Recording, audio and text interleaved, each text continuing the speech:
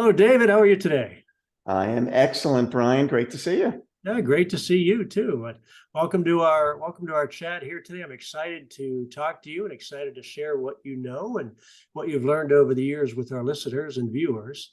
I've been very fortunate to been exposed to David for a while now. David is the CEO and founder of CultureWise, and you'll find out very soon why. It'll be very obvious why he does that. He's also 2021 Vistage Speaker of the Year, and I had him speak to one of our CEO groups recently, and he knocked it out of the ballpark. And I thought it'd be great to do a video interview and share with you some of the learnings from David that he learned throughout his career. This isn't theoretical. David did all this and built his company based on these principles, and I'm excited to learn more about them today and share them with you. So welcome, David. Well, thanks. It'll be fun to share. You got it. Hey, let me jump in first with this question, if I may. I think everyone and every CEO and every business recognizes their culture is important, but they don't really have a good handle. But most of them don't have a good handle about how to deliberately build that culture. Why do you think that is? How do you think we got there? Yeah, it's an interesting question, Brian. And I'll start that answer by sharing. When I talk to a Vistage group like I spoke to yours, I have a variety of different ways that I start that talk. And one of the ways I used to start it is I would have a group of CEOs and I'd ask them on a 1 to 5 scale, in terms of its importance to the bottom line, where do you think culture rates? With 1 being it's not that big a deal, 5 is no, it's a significant contributor to the bottom line. And I'll go around the room and I'll ask everybody, and almost everybody gives it a 5. And then I'll ask them, so let me ask you this. How many of you have some kind of a written, documented strategic plan that identifies this year's goals, priorities, initiatives? What are you trying to accomplish as a company this year? And most of them will raise their hand. And I'll ask them, so how many of you have some kind of a documented sales plan, let's say, that identifies your targets and quotas and goals? How are you going to hit your sales number? And most of them will raise their hand. And I'll ask them, so how many of you have some kind of financial plan? You're not running your company without a budget or a forecast, and they all have that, of course. And I say, so how many of you have some kind of a written, documented culture plan for how you're driving the culture of your organization? Almost nobody. And I'll say to them, well, let me see. I just want to see how I understand this. You just told me this was a 5 in terms of its impact on your bottom line. This isn't fluff. This is your bottom line, and you're just winging it, hoping it's just going to work out on its own. I mean, that would be like saying that budget or forecast, overrated. We don't need that stuff. That's just passe. And if we didn't have a budget or a forecast, that doesn't mean we wouldn't be trying to generate as much revenue as we could, or doesn't mean that we wouldn't be trying to manage our expenses intelligently. But the chances of our hitting our numbers would be a heck of a lot better if we had some plan for it than if we were just winging it. And they all recognized it. And then I asked them the question you just asked me. So why don't we? And what I hear most frequently, Brian, is 1, many of them never thought about it that way. They've just never thought of culture as a systematic process. Instead, they think of culture as just like a feeling. Well, you can't have a plan around a feeling. And so part of it is that. Part of it is that when they went to business school, they learned about quote unquote hardcore business things, things that we can measure, things that are concrete. And so it's easier to talk about our sales numbers or our finances than it is to talk about our people. That's just kind of squishy for people. So we gravitate to things that we're more comfortable with, that we can measure, that we can get our arms around. And so most have just never thought about this in as systematic a way as I suggest they ought to. Oh, thank you. I appreciate that explanation. I confess, when I was running my companies, I would have answered those questions the exact same way. Yeah, and most do. And yet, again, my point of view is, from my Vistage talk, is if we all agree that our culture is absolutely critical to the performance of our company, then my point of view is we should be as systematic about our culture as we are about our finances or our sales or our operations or other important parts of our company. And yet, to your point, very few people are. And they usually haven't even thought about it that way before, even though that makes totally logical sense. David, one of the reasons that CEOs join Vistage, one of the reasons is because it's very isolating at the top. And everyone you talk to has at least a little bit of spin in the way they're presenting to you. And I like to joke that no one ever, when I was running my companies, no one ever came to me and said, yeah, Brian, I'm the problem. You should fire me, right? That never happened, right?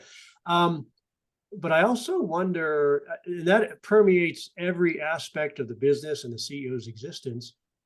And I feel like the culture that the CEO perceives the company to have and the culture the company actually has may be very different.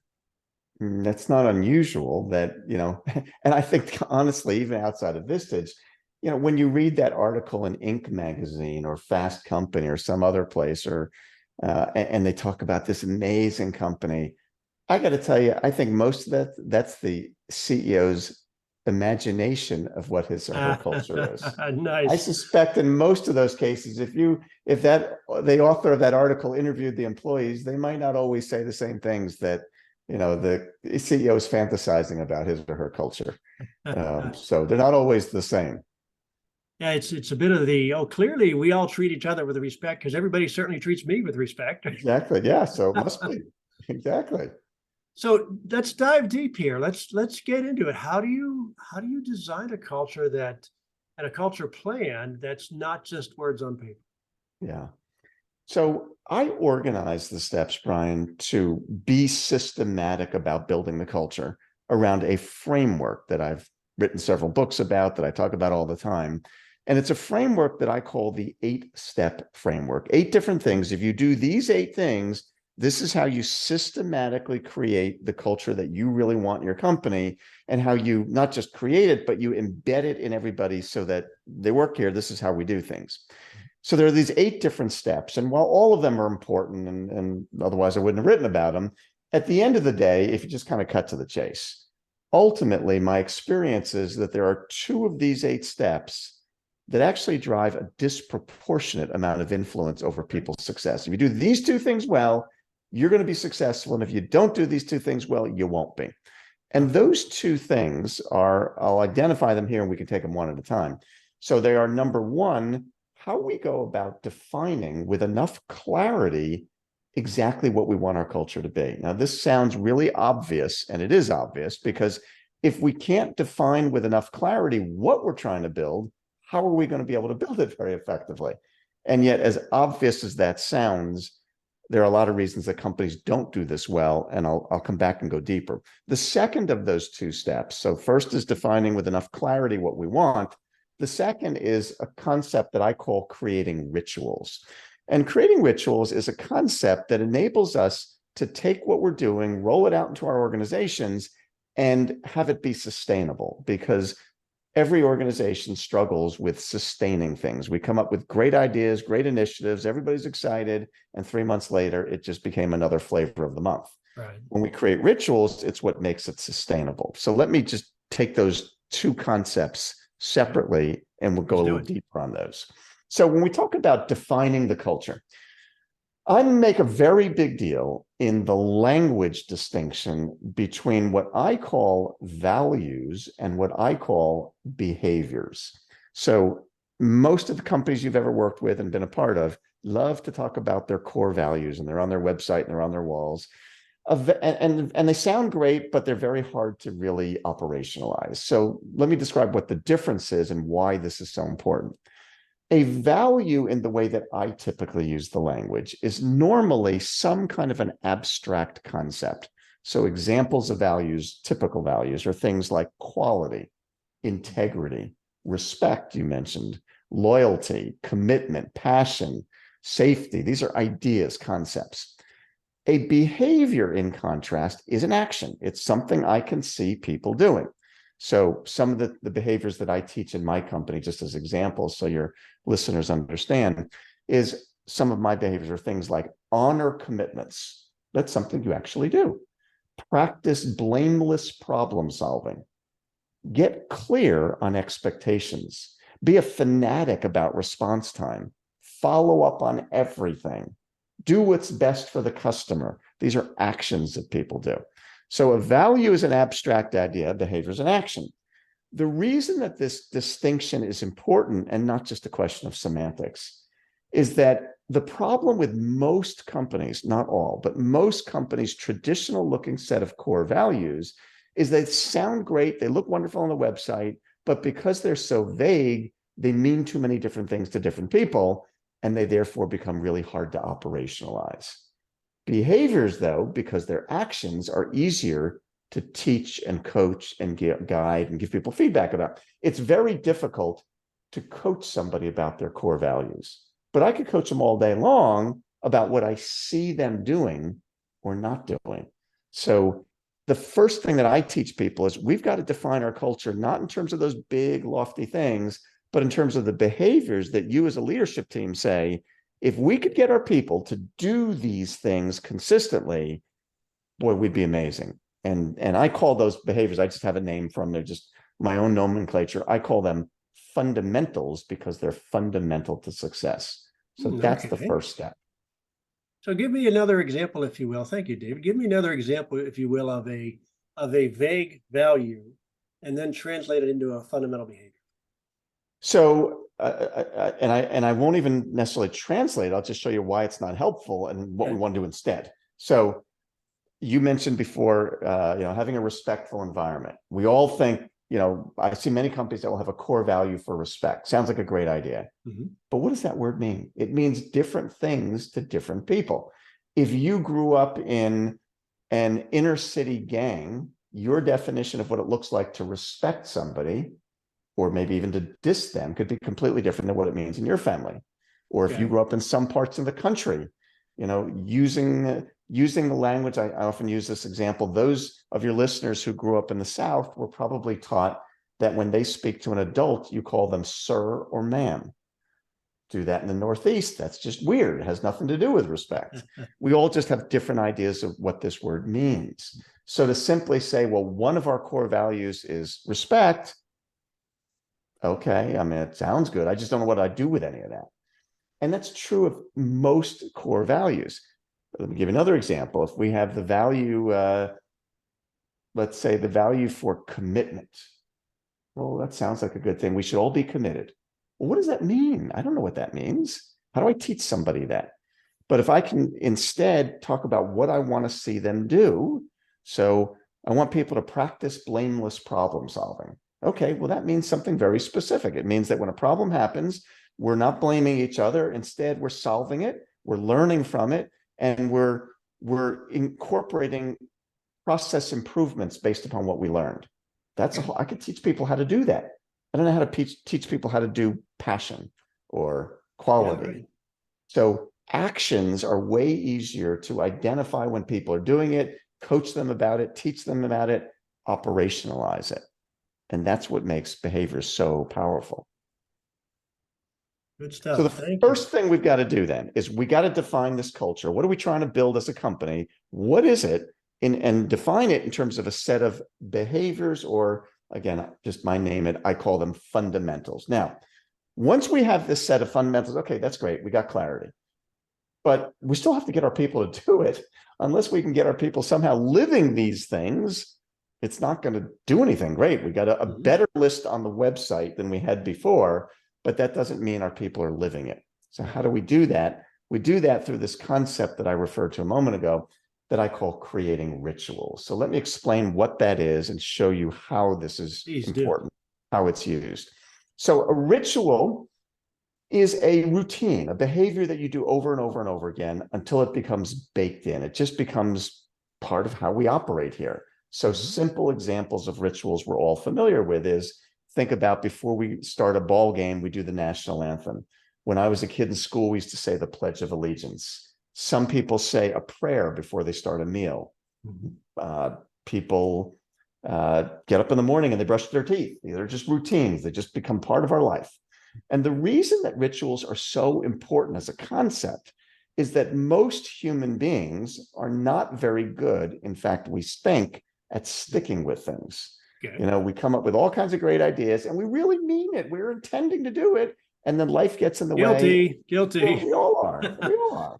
And it falls by the wayside. Well, when something becomes a ritual, it's not hard to do. You don't struggle to remember to brush your teeth in the morning, I hope.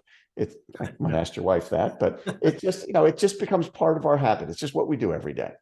So the way we use that simple idea is that we take these fundamentals, these behaviors that I was describing, we roll them out to all of the employees in highly interactive, engaged work sessions, and then we begin to focus on one fundamental each week through a series of rituals. And I'll give you an example in just a moment to show you what I mean. So week number one, everybody in the company, in every department, every location, all week long is thinking about working on, focusing on, practicing fundamental number one.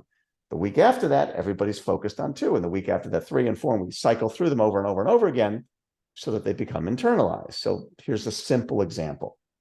In my company and every one of our clients, every meeting that we have in our company this week, the first agenda item of the meeting is the fundamental of the week.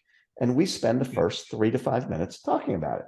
So to give you an example, in my company this week, my fundamental is one that we call Speak Straight. And speaking straight is about having honest, clear, direct conversations with each other in a way that actually helps to move the action forward. So it's not just dumping on people, it's having constructive conversations, but we're not avoiding the difficult conversations. We're going to have the hard conversations in a very clear, direct way. So that's my fundamental this week. Every meeting in my company, Zoom, in-person, management, project team, if there's a meeting going on in my company this week, every one of those meetings, the first thing we do is we spend a few minutes talking about speaking straight, what that means and how we practice it and what makes it hard to do sometimes. 3 to 5 minutes. We don't want to take over the meeting, but every meeting, the first thing we do is we talk about speaking straight. Next week, every meeting will start with next week's fundamental. And the week after that, that fundamental, and we just cycle through them. So that's an example of what I mean by a ritual. There are many rituals that companies create, but the concept here is that if we can define in really crystal clear terms those behaviors that drive success in your company, and then we can create this structured, systematic way through rituals to practice those behaviors over and over and over and over and over and over and over again, sooner or later, they're just going to become second nature to people, and they're going to become internalized, and they're going to become the way we actually operate this company. Right. That's the core concept. There are the 6 other steps that I referred to in that 8-step framework deal with things like, how do you hire people who are going to be a good fit for your culture? Right. How do you integrate them into the culture? How do you coach them, et cetera? But the core of it are these 2 very simple things that are very powerful. Define the behaviors, teach them over and over and over again through rituals, and you're going to be successful. Nice. Let me ask 2 questions as a follow-up, David. One, I imagine there are times after you implement this that you as CEO, the people who work for you are going to be calling you out for violating the principles or the fundamentals, I should say. I assume that's happened to you in the meeting. Hey, you're blaming someone there, David.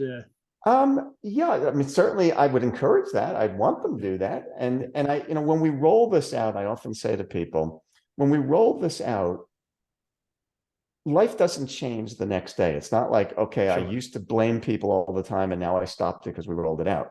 Yeah. I got to work at it. We've developed habits over our lifetime of not always doing these things. And so it takes time to practice them to get better and better. So I always warn employees, when we see each other, whether it's peer-to-peer, peer-to-boss, boss to direct report, when we see each other falling short, we're not using that as like a club to catch each other. See, I saw Brian, he wasn't doing it. It's not about catching people falling short. It's about coaching and supporting, helping each other to be this way more consistently. So if I see you not doing this, I'm going to say, hey, remember, one of our principles we practice here, Brian, is practicing blameless problem solving. So let's talk about what do we really need to do in this situation. So it's not, I caught you. It's let's remind each other and coach each other and support each other. Now, I will say just to add one thought to that, from a leadership perspective, as the CEO, sometimes the best examples of teaching are when I catch myself, when I fall short and I say, hey, you know what? I know we talk about blameless problem solving, but I got to tell you, I got myself all caught up in blame there, Brian, and I got to apologize. It's not what we're about here. I'm working on it, and I could use your support as I continue to work on that. Sometimes the best examples of leadership are when we fall short and own up to it and acknowledge that and ask for support as I work on it, because I'm setting the example that we're all a work in progress. Now, one caveat there, if we continually fail over and over and over again, at some point we lose credibility. So we can't Yes. just, keep falling short. But times when we do fall short, when we own it in a very humble way, are great examples of leadership to share with our team. Thank you. And I would also say, I mean, for example, practice blameless problem solving. There are times when blame does need to be attributed, but that needs to be done deliberately, intentionally, in the correct format, in the correct venue, not just we're going to do it in the meeting ad hoc, right? Yeah, although I would challenge that just a little bit. And I would say that practice, and every fundamental has layers of subtlety and nuance to it. So I can talk about them forever. And we can always keep teaching.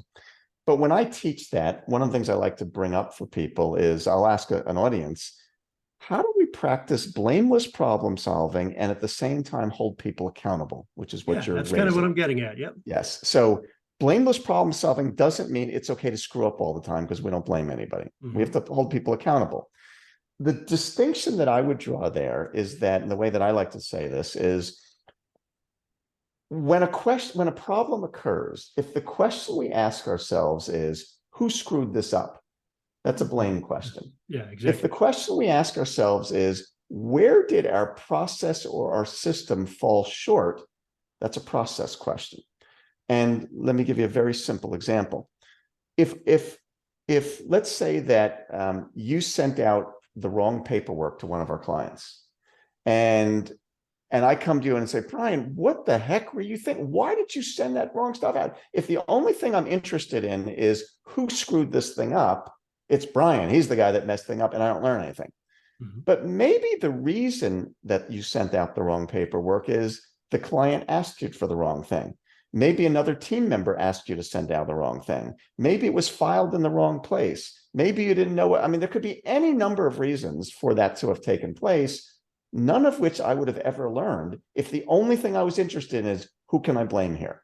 Right. So if the question I ask myself isn't who sent this thing out, but rather how did the wrong paperwork get sent out, that how question is a process question and helps me understand the root cause of it and helps me go to a solution.